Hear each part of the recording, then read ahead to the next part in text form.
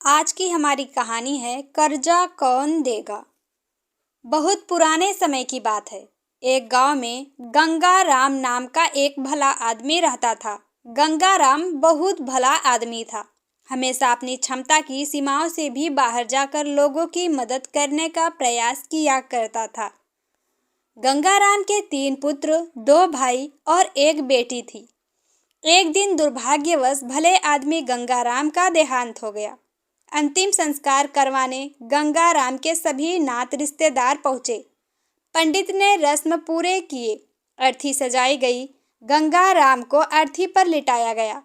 पुत्रों और भाइयों ने अर्थी उठाई और आगे बढ़े। गंगा राम की बेटी यह दृश्य देख ना पा रही। वह वहीं जमीन पर लोट लोट कर रोने लगी। गंगा राम के अर्थी की अंतिम यात्रा कुछ दूर तक पहुंची थी कि एक बहुत बड़े सेठ ने उनका रास्ता रोक लिया। सेठ के साथ 2 लोग हाथों में बंदूक लिए खड़े थे। सेठ बोला, ये अर्थी यहाँ से आगे नहीं जाएगी। परिवारजनों ने सेठ से पूछा कि क्यों सेठ, क्या हुआ? आप ऐसा क्यों कर रहे हो? सेठ ने जवाब दिया, आज से 1 महीने पहले, साल पहले गंगा राम ने मुझसे 2 लाख रुपए का कर्जा लिया था। शर्त के अनुसार कर्ज की राशि ना लौटाने पर या तो उनकी जमीन मेरे नाम की जाएगी या फिर उनके परिवार वालों से कर्जा वसूला जाएगा। तो फिर अब बताओ, आप लोगों में से कर्जा कौन देगा? अब तमाम लोग तमाशा देख रहे थे। तभी उनके तीनों बेटों ने कहा कि हम तुम्हारा कर्जा नहीं देंगे। हमारे पास इतना धन नहीं है कि हम आपको कर्जे की राशि भी दे सके। पिता का कर्जा पिताजी जाने। वैसे भी अब वो इस दुनिया में नहीं रहे। अगर आपको उनकी अर्थी ले जानी है तो ले जाओ। गंगा राम के बेटों की इस तरह की बातें सुन वहां मौजूद सभी लोग धिक्कार जताने लगे कि कैसे नालायक और मतलबी पुत्र है।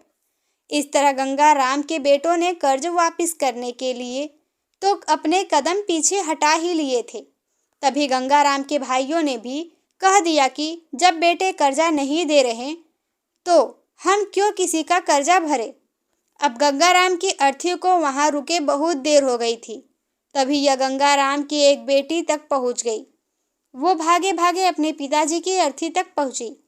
तभी उसने देखा कि अर्थी का एक पाँव बड़े सेठ ने पकड़ रखा था। ये देखते ही उसने आंखों में आंसू लिए अपना सारा जेवर और जितने भी पैसे उसके पास थे वो सब सेठ को दे दिए और अपने हाथ जोड़ती हुई बोली, सेठ, अगर ये सब जेवर बेचकर भी आपका कर्जा पूरा ना हो पाए तो मैं खुद मेहनत मजदूरी करके आपका सारा कर्ज चुका दूंगी, मगर इस समय मेरे पिताजी की अंतिम यात्रा को मत रोको।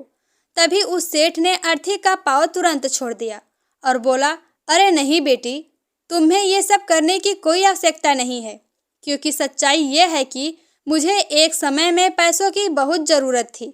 मैं बहुत गरीब था। तब उस समय तुम्हारे पिता ने मुझे 10,000 रुपए देकर मेरी मदद की थी। गंगा राम बहुत भला आदमी था। उसने मुझसे 1 रुपया ब्याज तक नहीं मांगा कभी, और वही पैसे मैं यहाँ देने आया था। लेकिन जब मुझे पता चला कि गंगा राम का देहांत हो गया, तब मैंने सोचा कि ये पैसे आखिर किसको दिया जाए, पैसे सही हाथों में कैसे दूँ। यह जानने के लिए मैंने ये सब नाटक रचा था। तुम्हारी बातों और पिता के प्रति जिम्मेदारी को देखकर मैं समझ गया कि पैसों की असल हकदार तुम ही हो। आज तुमने साबित कर दिया कि बेटे से ज़्यादा बेटी ही माँ बाप से प्यार करती है। आपके पिताजी तो नहीं रहे, लेकिन अब ये कर्ज मैं तुम्हें वापस करके अपने सर से कर्ज के बोझ को खत्म कर देना चाहता हूँ। इसलिए कर्ज को तुम लो और मुझे कर्ज से मुक्त करो।